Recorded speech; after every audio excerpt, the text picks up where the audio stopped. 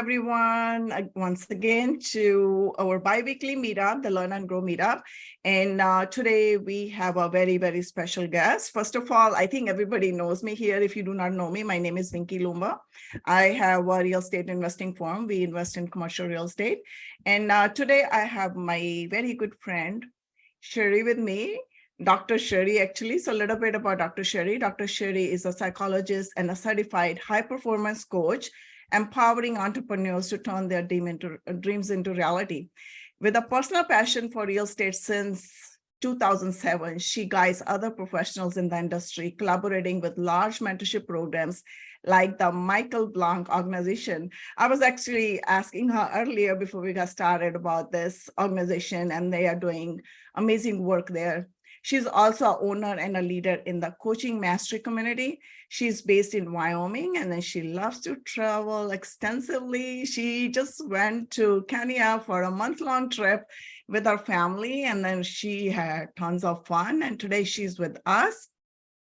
And we're going to be talking about mindset mastery, transforming your real estate journey. And also she's going to touch on leadership growth as an investor. And I think that's very, very important topic, because we need to be a leader in our own space, because that gives us a confidence out of space where we can make our informed decision, and then make the faster decision too, to take action fast as well. So Sherry, stage is all yours.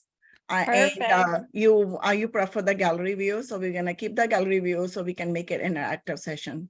Perfect. And just to clarify, Vinky, when do you want me to wrap it up? I would say 35, 40 minutes. So we're going to allow time for networking as well towards the end. Perfect. I will do that. It's a pleasure to be here with you all. Roy, Ken, Ethan, Devin, Marcus, Nisa, Jenny, and Vinky. The way that I tend to be is super interactive. So if you guys are able to have your videos on, I want to see your beautiful faces. I want some interaction, because this is not going to be me talking at you. It's us going to be having a conversation that will hopefully give you some insights about yourself, about your life, so that after you get done here, you will be better for it, and you will have some different things to think on and to act on. So I'm assuming everybody here wants to grow as a real estate investor. Is that a good assumption? Hand raises. I see some thumb. Perfect. Okay. So perfect. I wanted to make sure my assumption was correct. So today we're going to dive into the one thing that you can do today that will unlock your investing journey for the rest of your life. I know that's a big promise, but that's what we're going to do. So we're going to do a few things to kind of ease into it, and then we're going to really get into it. So I'm going to share a quote. I would love for somebody to tell me how it resonates with them, or kind of what it means to them. The quote is this: it's your reaction to adversity, not the adversity itself, that determines how your life story will develop. How does that quote, and that quote is from Dieter Uchtdorf. I looked him up and I'm like, okay, he's interesting. But the quote itself, I think, is amazing. How does that resonate with you? Just go ahead and unmute yourself and share with us.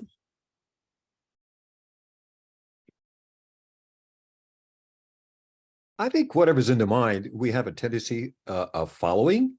If we allow, quote, negatives to control in our thought process, then that becomes us on the outside. And I think I've learned over the years is that the easy it is to allow the negative to take over my mind, I can also resort that and allow the positive and force it back. And I think I'll do that. It allows me to think on what can I do to get to that positive now. If I allow that negative to stay, then it holds me back.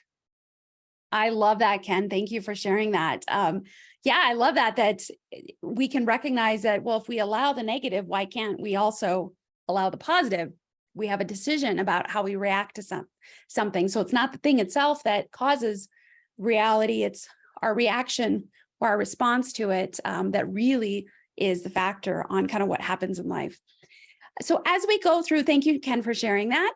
As we go through to today, there's a couple things I just kind of want to lay out as potential ground rules for this kind of environment. I think is so important. One is I want everybody to be fully engaged today, as fully engaged as you can be. Sometimes things come up and you have to like multitask for a minute or whatever, but I would love for everybody to participate because that is what's going to make this the most valuable. So is everybody willing to do that? And if you're not, if I can't see your actual hand, if you could raise your digital hand, that would be amazing. Okay. So I'm seeing half of the people. Okay. We got a clap from Marcus. Thank you. A thumbs up from Devin. Perfect. Another aspect that's going to make this the most valuable is creating a culture of appreciation. And that means that no matter what somebody says, they have value. What they have to offer and contribute is probably going to be a different perspective than what we have, but it's that diversity of perspective that makes this kind of format here extremely valuable, because if we knew everything, we wouldn't need to be here, right? So it's being open and appreciative of what everybody has to offer. And then the third thing is just an attitude of growth mindset, which means, again, recognizing I don't know everything. I have a lot to learn. And the things that happen in my life can be used to continue to grow and learn. And my path in front of me is not static. It was not set out by somebody else. And I get to make choices, just like Ken kind of shared. I get to make decisions about what I think and therefore what I do. So those are kind of the three things that are really helpful to be able to have engagement, to have a growth mindset, and to just have an attitude of appreciation for everybody here. So we're on the same page? Yeah. Okay, perfect. All right, so I would love to get to know all of you just a little bit more. So I'm going to ask you to put two things in the chat. So I like to do two things two ways. One is verbal, like we've done a little bit already. Another is to put them in the chat, because then that gives everybody an opportunity to respond, even if they're not, they don't want to talk or they're not on camera. So if you have, everybody has a capability of chatting, even on your phone, you can usually have that option in the bottom. Are you focused on active or passive investing is the first question. And the second question is, how many years have you been on this journey? So active or passive or both, and how many years have you been on this journey?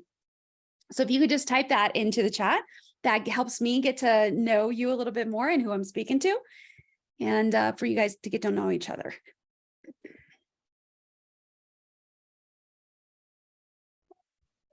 All right, Roy said active about 1 year.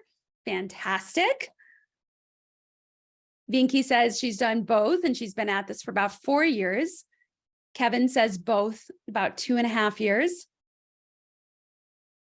Marcus says both for about 1 year. Devin also both for about 1 year.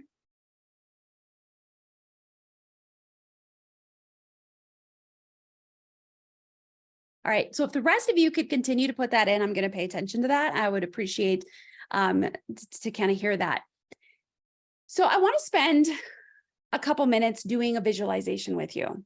Has anybody here done a visualization before? Okay, Vinky, Kevin.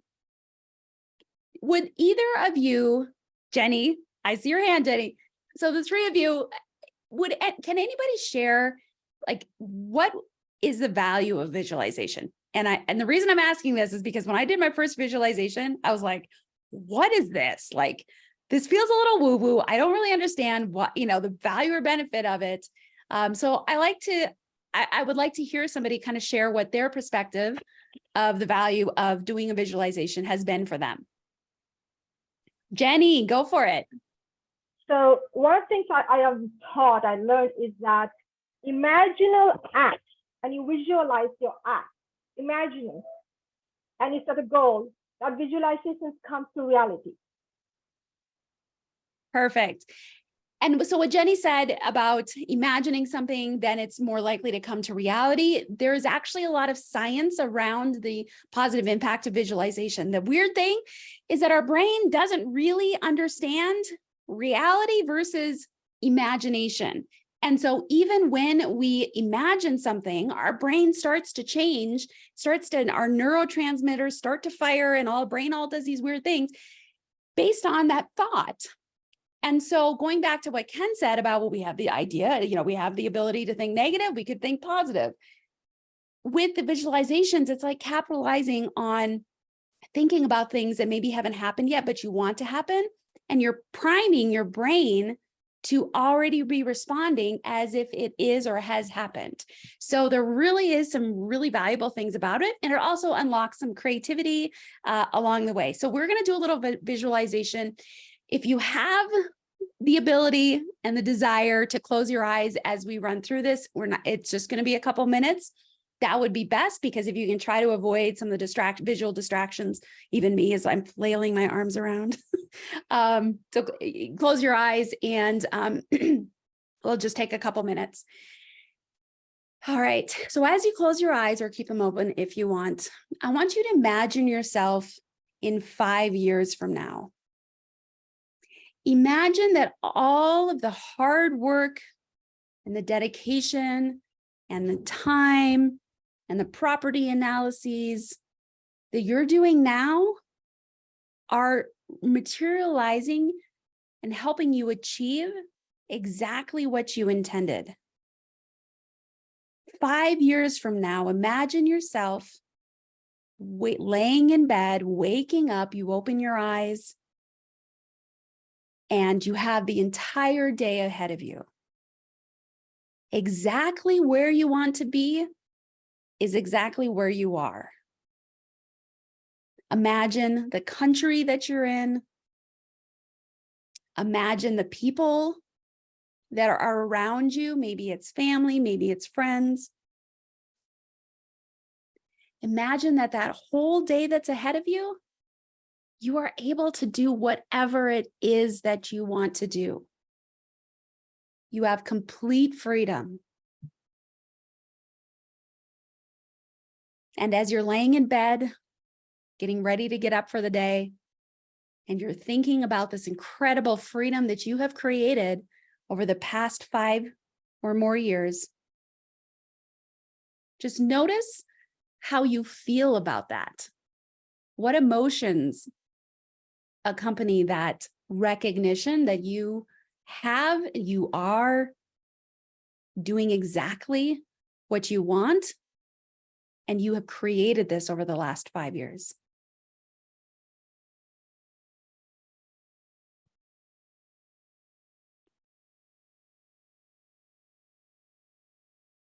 All right, I want you to take a mental snapshot of that feeling, that emotion that you're feeling right now as you're visualizing yourself 5 years from now. And I also want you to notice, what are the character traits that you possess 5 years from now in this visualization, as you're imagining yourself laying in bed, getting ready to start the day, doing whatever it is that you want to do? What are those aspects about you that you are so proud of? Because they are part of what has led you to this day where you have complete freedom.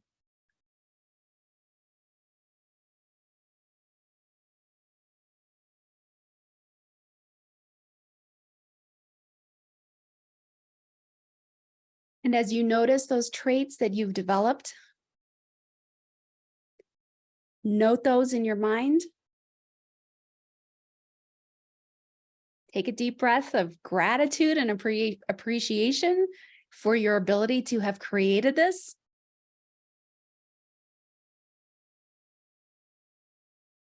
And then when you're ready, open your eyes.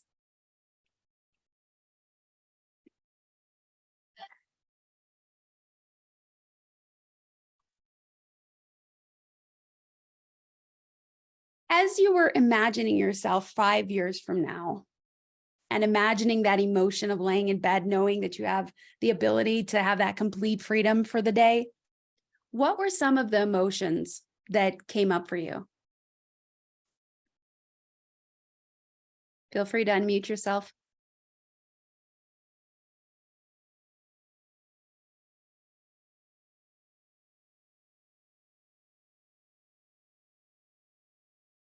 I Thank you. think for me, I like to say idea, but it isn't. I got it from my father, I guess. But my father was all about the family. We have huge family members and different walks of life, different incomes, different educations, and so forth. And he was all about trying to bring the bottom half of the family, if you will, up a little bit. So I'm saying to myself, 5 years with success in this business, making the money that I like to be making, I could perhaps get other family members interested in real estate and get them in some education, get them involved, and get them excited as I am in the business. So to me, that would be most inspiring, most rewarding, not only to them, but myself as well, too.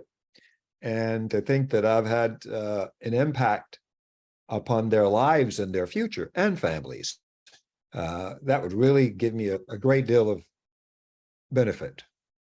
Yeah. A great deal of benefit. If you were to attach an emotional state to that, what would that be, Ken? Happy, happy, happy. I mean, happy. I mean, come Happy. on. You figure within 5 years you've traveled, you've done things on your own that you wanted to do, that you grew up and you had in your mind, gee, I want to do this and I want to do that. But then all of a sudden you've done those things.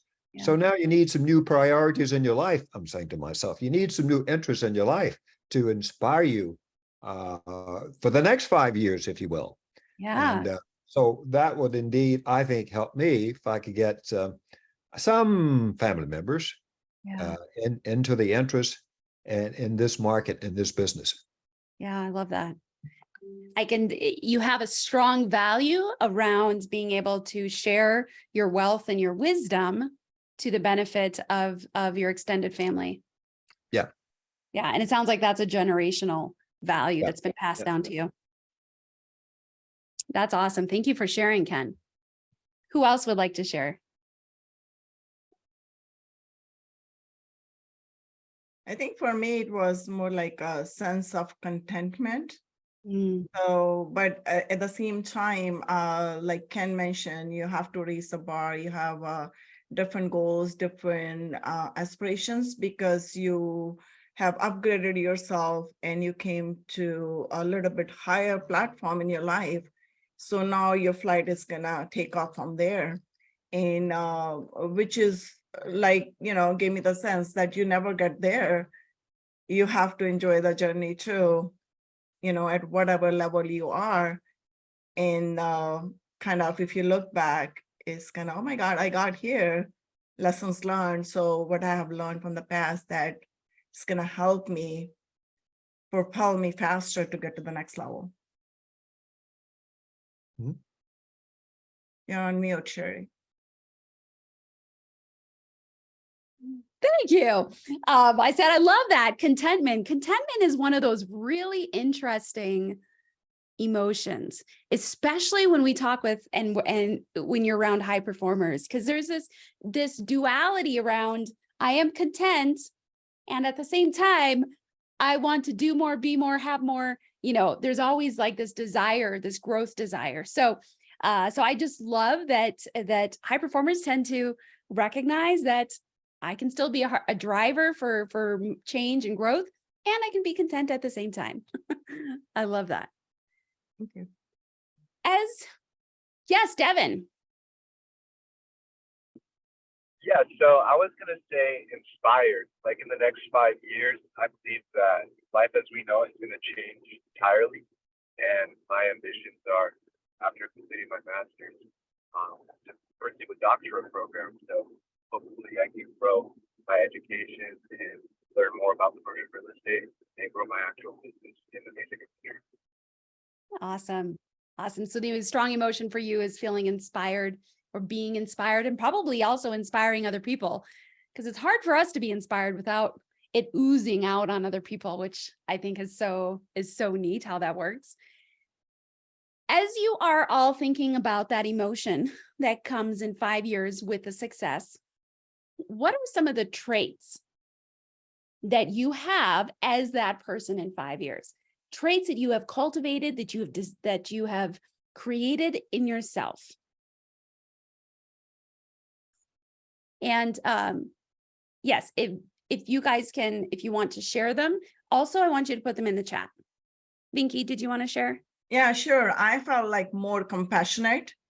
I feel more love and more giving, because I think that's what my purpose is anyways, to create an impact or help others around me. So I felt like more compassion and more giving at that point. I love that. So I think the beauty of these types of meetings that we're having now is that you learn other people. You, for an example, is a leader. And so I'm saying to myself, as I continue to hear people as yourself speak, I'm learning something new every week. And that's a good thing. And so I'm saying to myself, 5 years, continuation and learning and so forth, where would I be? Perhaps I'll be in your position. there you go. Let's go. I love that. So traits around being growth minded, about the perspective of always be learning are kind of two things that I added to the chat. I'm typing into the chat, what both of you said. Who else has a contribution? You can put it in the chat. You can also share it.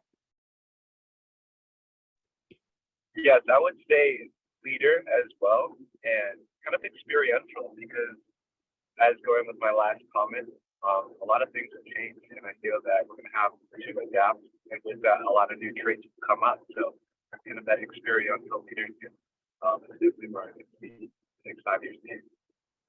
Awesome. Thank you, Devin.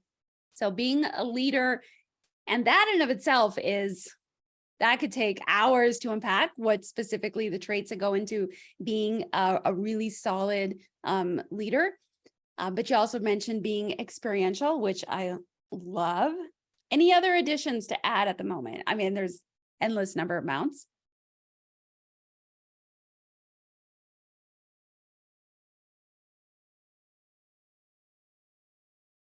It's a quiet crowd, I guess. I know, it's been a hard week, hasn't it? I've had a lot going on in my life this week. I don't know about you, but it's been insane.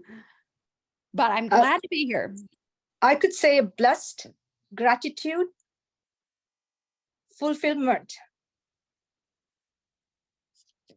What was the third one? Blessed, gratitude, Fulfillment, fulfilled. oh, fulfill. Thank you. I love that. Great. So these are some really amazing traits to think about. And with a growth perspective in life, rarely, if ever, can we say, you know what, I'm compassionate, check the box. I am loving, check the box. I am a growth minded, check the. There's always an opportunity for us to get even stronger and to grow even more, to become even more impactful in these traits and these values that we hold so deep. So we're going to put a pin in that for a minute, and we're going to pivot for a few more minutes on share with me what the barriers are right now that you identify between you right now and that 5-year vision that you had earlier. What are some of the biggest challenges that would possibly get in the way of making that 5-year reality?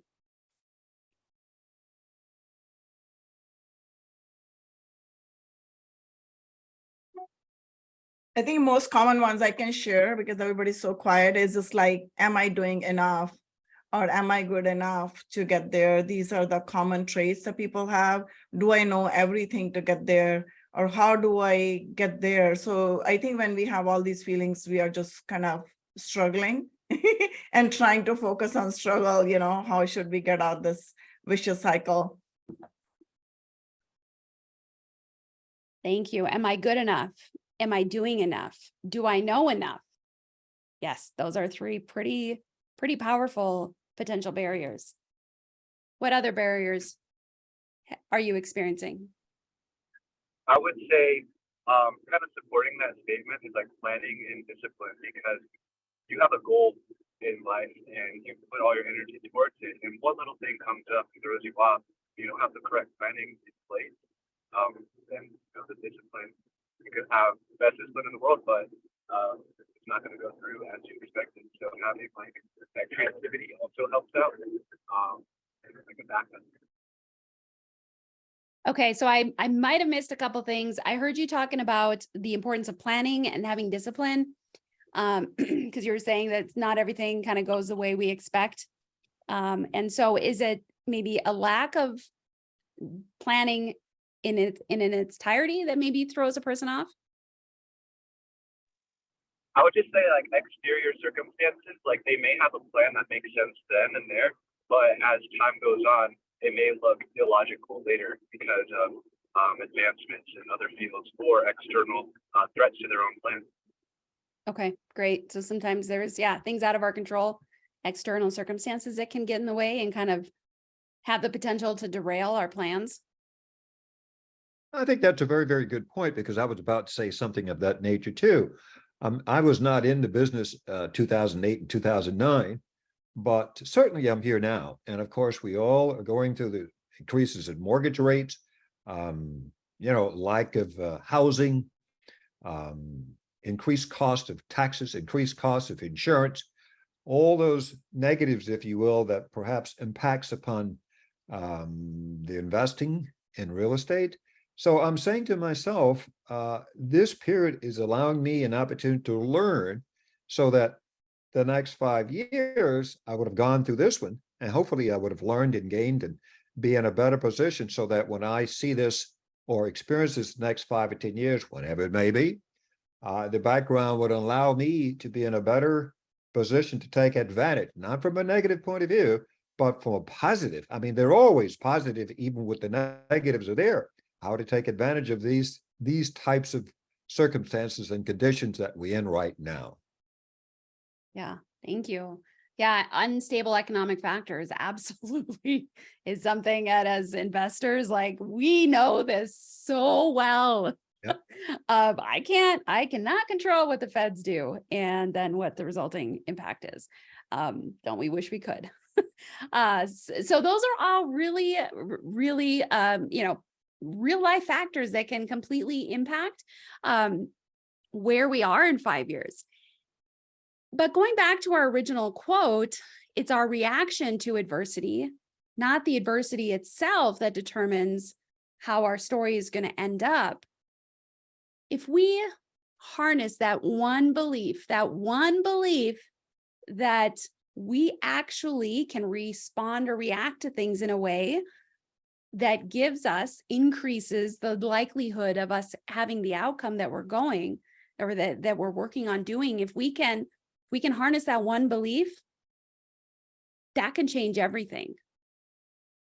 And so I want you to think about this one tactic, this one strategy, as a way to combat all of these things, all of these potential negative influences, these challenges that we have as we're working on growing our portfolio, our assets under management.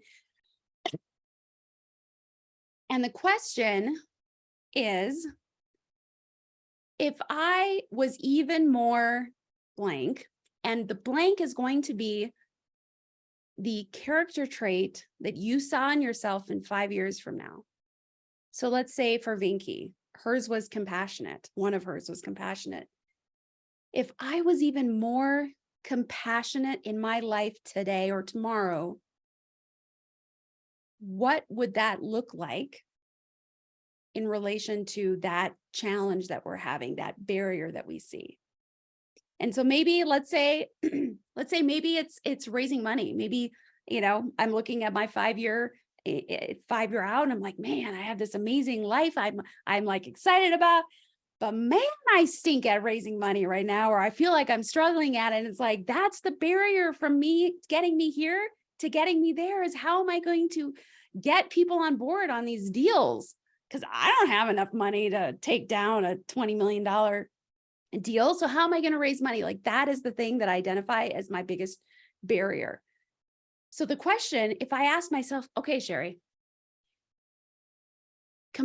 being even more compassionate is one of the biggest traits that I see in myself in 5 years. If I were to be more compassionate today and have a mindset of compassion, even more right now, how could that actually help overcome this barrier that I see around raising money?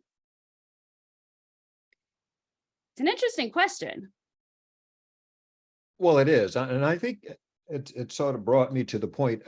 There've been many articles, the growth of the real estate market, the impact of the real estate market, the success of people in real estate, but yet, those people with IRAs and 401ks, only 4%, 5%, if you will, the highest, are taking their monies and trying to put it in something else where they can get a greater return. Now, that's very questionable to me. I mean, that's not new. You would figure with the stock market as it is, you would want, well, what can I do to get a greater return on my money? And certainly the Wall Street has not done a good job of it. And there've been another article where the government just allowed Wall Street shall we say, a new avenue to raise more capital, if you will, by getting more people to invest into Wall Street when it's a down market. Well, you say, well, people can put in more money now in down market. You figure eventually it has to go up. Well, that makes sense too. I understand that. But it seems as if the government is out there to help Wall Street in many cases, as opposed to helping the investors. I don't know if that makes sense or not. Yeah. So what I'm hearing is, in this particular example, like, what if I funneled my energy, my compassion energy even more, I'm going to be compelled potentially to reach out to those 401k investors to let them know, oh my gosh, you guys don't have to stay stuck. You don't have to get such little returns. You have the ability, like, I know how to help you. Like you will get on your soapbox, you will have passion because you really believe in this character trait, because it is at the core of who you are. And so if you can respond with even more compassion towards the capital raising, that could be the thing to completely unlock getting you or moving in the direction of that future that you are looking for. Yep. And the reason this question and this kind of thing to pose to yourself makes such a big difference is because when you're thinking about your trait 5 years from now, that's intrinsically important to you. Intrinsically meaning like it matters to you deep down. Doesn't matter what other people say. They're not their motivation. You are motivated highly by this value or this trait. And so if you can harness what you already value into helping solve the barrier that you see, like, that's a win-win, because you're increasing the development of that trait and you're busting through whatever barrier that you have.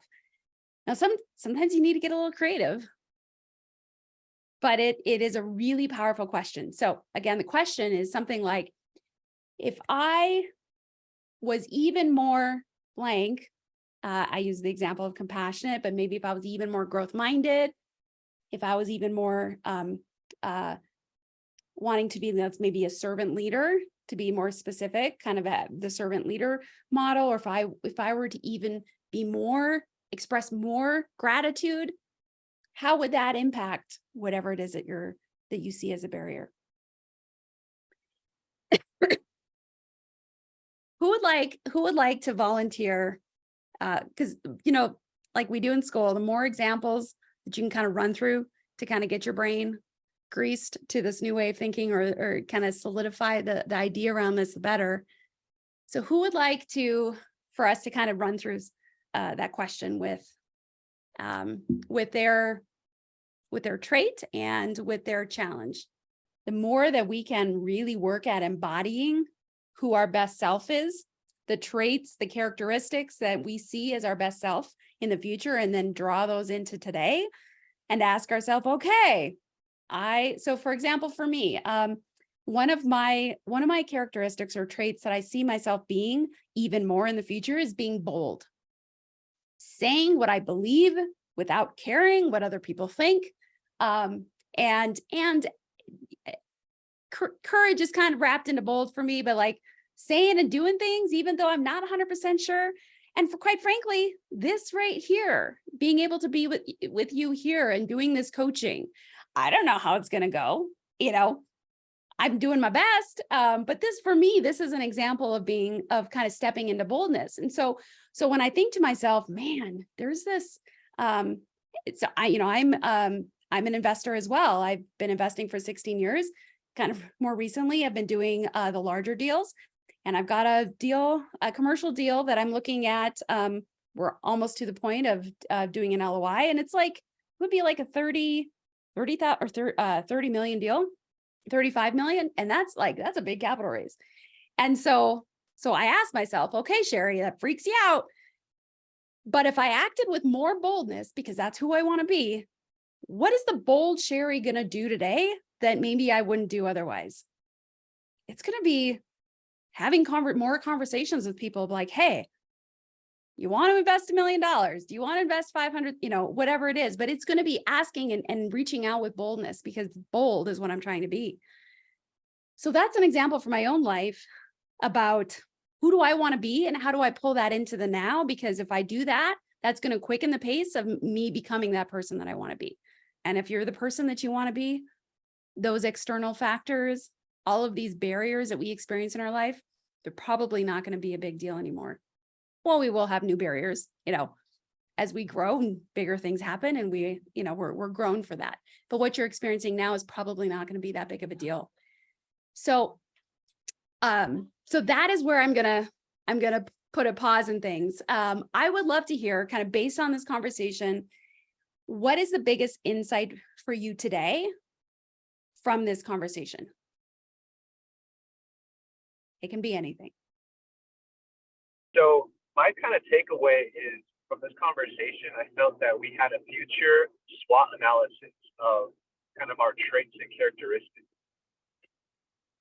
SWOT meaning strengths, weaknesses, opportunities, and threats. Yes. So what, in that analysis, what is something that you can take away for yourself? Personally, I can see myself taking more action into making these goals from our visualization more of a reality and less abstract. Awesome. And is there one thing that you can do this week as an action point so that it's less abstract? Well, actually, this week I'm going to be going to an international conference with a music group that I can learn to network and gain more traction with my business in the music industry. Perfect. So then what I would challenge you to do in one step further is that when you're at this international conference with musicians or, kind of whatever that is, ask yourself, okay, what can I do that's even a little bit more out of my comfort zone in growth? Is it going to have more conversations? Is it going to be, whatever that is for you, but push yourself just a little bit more in some character or trait that you want to be even stronger in. Anybody else have one more insight to share before we kick it back to Vinky? I think you brought it out. I think for me, I have to continue to look forward, develop visions going forward. And I think the beauty of your meeting today sort of forces you to continue to think ahead. And then once you get point A, B, C, you still got to move on. You still got to think beyond that. Yeah. And I think that the key is not to allow ourselves to catch up with ourselves. I want to catch up with myself, if you will. I like that. I want to continue on. And I think the beauty of this meeting today, you've allowed me to think that way and continue that vision, or develop that vision and continue as much as I possibly can. I totally wrote that down, Ken. Don't allow yourself to catch up to yourself. Well, I got it from you. I did not say it that way though. And I love how you said that. That's pretty catchy. So thank you for that. I just wrote it down. I will I will give you Ken Shaw. I will give you all credit for that. Perfect. Well, thank you all for participating. Those of you that didn't actively participate, or at least vocally or in the chat, I certainly hope that kind of the listening to how your peers here process things and were able to contribute, that you were able to think meaningfully about your own life, about your own traits and your own barriers, and kind of how you can move forward in not letting you stay stuck in them. And thank you, Binky, for inviting me. Thank you. Thank you, Thank Sherry. you. I really enjoyed that. I think that was really good, but I do have one question for you. And then you said it, you put it very well, because I think everybody's at the right place at the right time. So time is now. Whatever you're trying to envision or visualize in the future, 5 years from now, 10 years from now, start acting right now, working on those traits right now. Or just think whatever you think that you're going to be 5 years from now, just think that you are right here, right now, the same person. And start, practicing everything. How would you act? How would you react? Or how would you respond? Actually, it should be the response all the time, not the reaction. That's the bad thing of us, because our past experiences just add to the reaction. We abruptly, kind of on the autopilot, react to the situations or react to anybody said something, and not take a pause. But if we pause and respond, I think that's the best place to be in. And that's how we can create our reality. But one question I wanted to ask Dr. Sherry before we go into our networking session is, can you quickly share with us one thing, one golden nugget, how people can break their limitations or their patterns and move from the scarcity mindset to abundance mindset? Because I know it's a whole journey, but if we can start with one little thing, doing it every day, just being aware of that, it could add a lot to somebody's life, the way they're thinking or doing things. Absolutely. Oh my gosh, the one thing. I'm trying to filter in my brain all the things. But honestly, the one value that I have grown in unintentionally, like I didn't set out to grow with this value, but I feel like it's been the single factor for the immense amount of growth I've had even over the last 3 years as a person, as a business owner, as an entrepreneur, as a mom, as a psychologist, like all the things.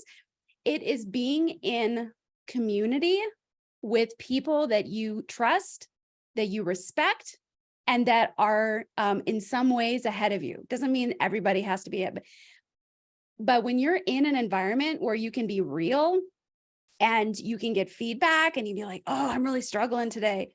We have a hard time getting out of our head and having that external objective perspective, because we live in our life, we're always subjective. So being in a community where you can get that feedback, if it's this one, great. If you've got another one that you can deep dive into, great. But honestly, that is my one thing. If you don't have a community that you can be that way in, find one, because that will be, that's what my experience has been. Thank you, Dr. Sherry. Thank you so much.